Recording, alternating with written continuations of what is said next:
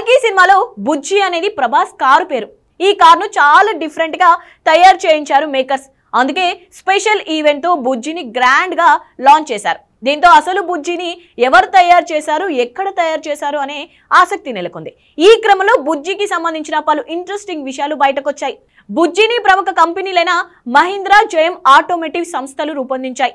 ఈ కారును తమిళనాడులోని కోయంబత్తూరులో తయారు చేశారు. బుజ్జిని దాదాపు 6 టన్నుల బరువుతో రూపొందించారు. ఈ కారు తయారీకి దాదాపు 7 కోట్లు వెచ్చించినట్లు సమాచారం. ముందు 2, వెనుక భాగాల్లో ఒక టైరు మాత్రమే కలిగి ఉన్న బుజ్జికి చాలా స్పెషల్ ఫీచర్స్ ఉన్నాయి. ఇది గాల్లో కూడా ఎగరగలదు. స్కాచ్ తో తయారు చేసిన ఒక్కొక్క టైర్ రిమ్ సైజ్ 34.5 ఇంచులుగా ఉంటుందని అంటున్నారు. టైర్ తో కలిపి ఇది దాదాపు ఒక మనిషిలో సగానికి పైగా హైట్ తో భారీ సైజ్ తో ఉంది. 6075 mm length, 3380 mm width, 2186 mm height తో బుజ్జిని డిజైన్ చేశారు. 9800 newton metre torque, 94 kilo watts power, 47 kilo watt hour బ్యాటరీతో బుజ్జి నడుస్తోంది.